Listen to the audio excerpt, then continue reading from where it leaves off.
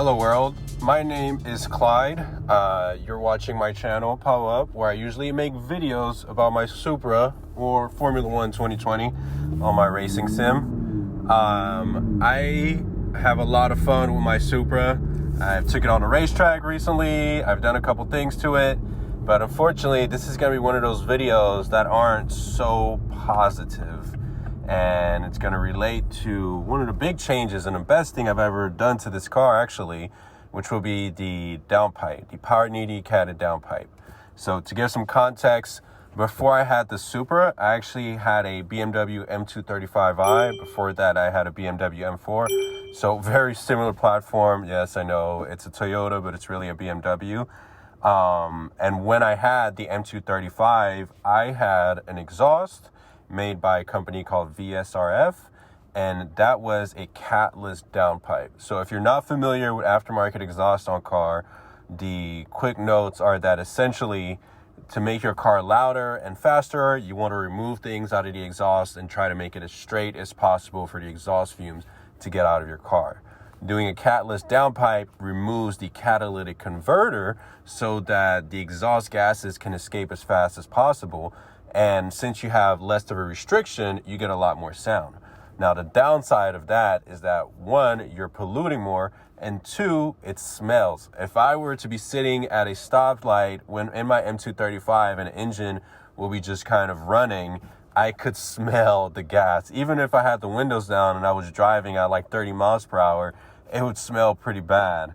And not only that, but there's also the environmental impact, right? Like, I think that's something that we should all be aware of, that, you know, we have a carbon footprint and it's kind of our duty to try to minimize that.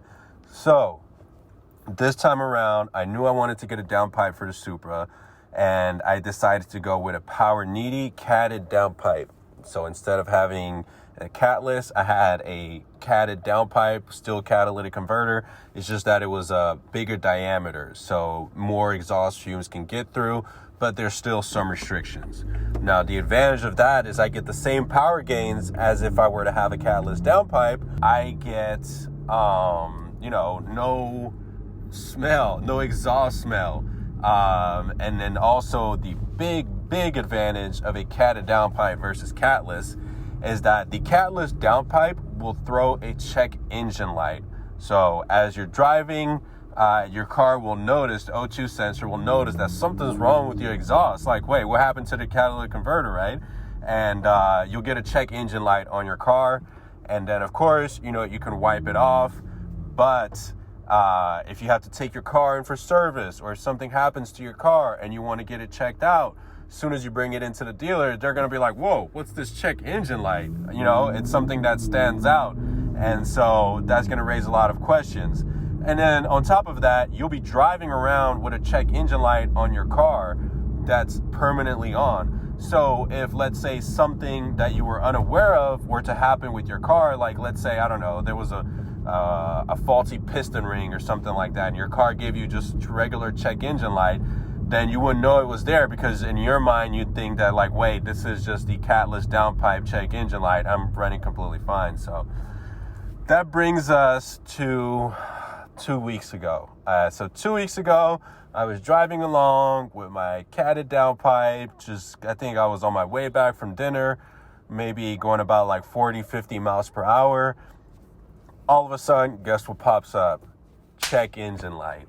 And so I'm just like, whoa, like, I got a catted downpipe. This shouldn't be happening to me. It could be something a lot worse. Maybe this is serious.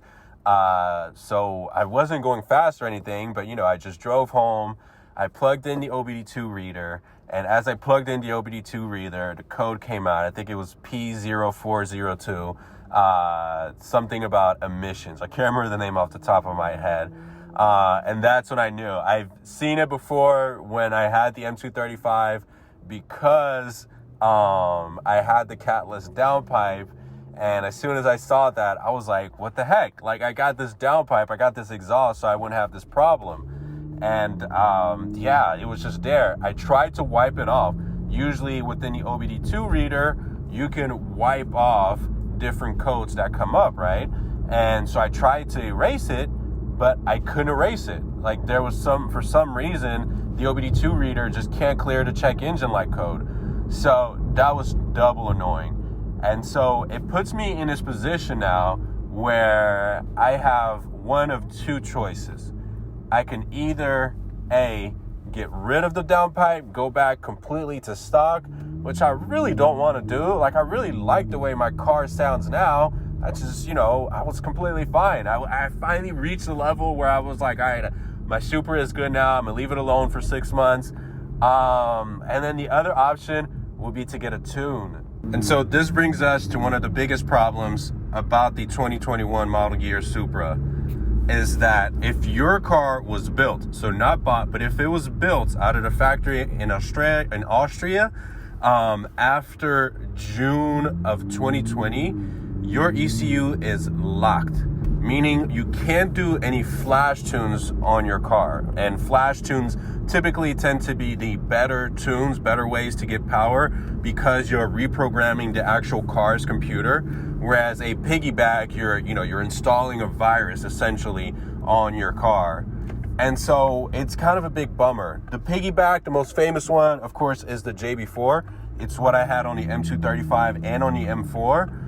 But I really wanted to do an ECU flash tune on this car. I don't want to do a piggyback.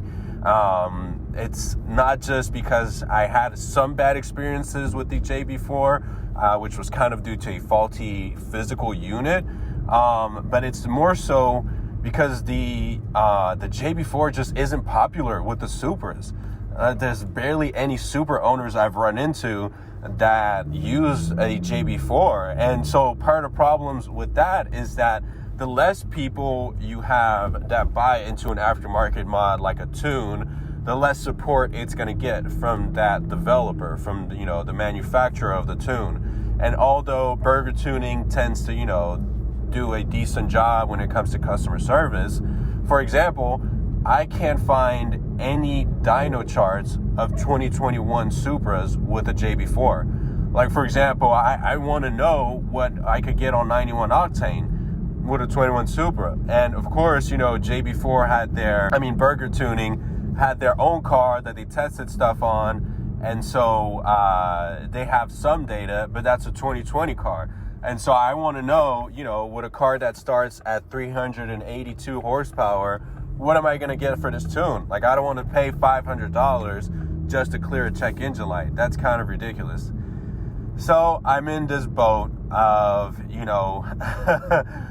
driving around with the check engine light, or, deciding to go with a JB4, which is not really what I want to do, or just waiting it out, or going back to stock. And it's a really annoying predicament.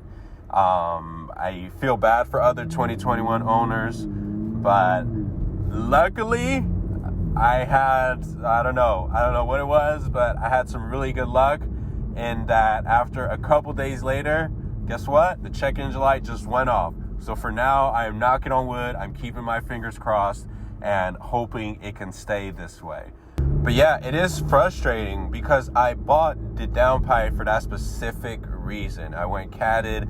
Catted downpipes are actually a little bit more expensive than catless. And that was my expectation, that I wouldn't get a check engine light. And it's not just the brand that I bought, Powerneedy. There's others who I've spoken with that went with Active Auto Works, which actually states on their websites guaranteed no check engine light, and they've gotten check engine light out of their downpipe. So no one's safe. For now, I'm happy the check engine light went away, but hopefully it doesn't come back on again. And by that time, at least, if it comes back on, maybe there'll be a tune out for my car, and so I don't have to worry about this as much. But that's a small problem, because I have a bigger problem that I'm trying to get to the bottom of right now, which is that my Supra is guzzling through oil. The last video I made was about my track day, and at the end of the track day video, I talked about how I had to drop a quart of oil in towards the, while I was on my way home. And so I thought that would be the end of it. And I was willing to, kind of look over that, because, hey, I did drive pretty hard for 2 days in a row. So, what can you expect? But now that, you know, I've had to put in another quart in after another 1,000 miles, that's very alarming. And apparently I am not alone. There's a lot of people with 2021 model year cars that are getting their engines replaced. So that's going to be a whole new video. We'll talk about more of my problems, I guess, with this car. I mean, I do want to say that I'm having fun driving it. And it's still, you know, a great time. I don't regret the purchase. I expect, you know, things to happen when you buy new cars. I think it's just part of the territory. But yeah, if you had this problem happen to you with your Supra, please let me know in the comments. Let me know what you ended up doing. If you're a prospective buyer for the Supra, what are you thinking if you had to pick between a used 2020 or a new 2021? New 2021, yeah, you get 50 more horsepower out of the bat, but a 2020 can be tuned as of right now. And you know, there's no engine problems. Yeah, it's a lot to think of. That definitely makes a tougher decision. But yeah, we'll catch you guys in the next video. We'll try to upload and get back on a schedule of 2 videos a month. I know I've been slacking behind, but work and life have been hitting me pretty hard lately. But yeah, otherwise, hope you enjoy the rest of your day or evening. Peace. Catch you in the next one.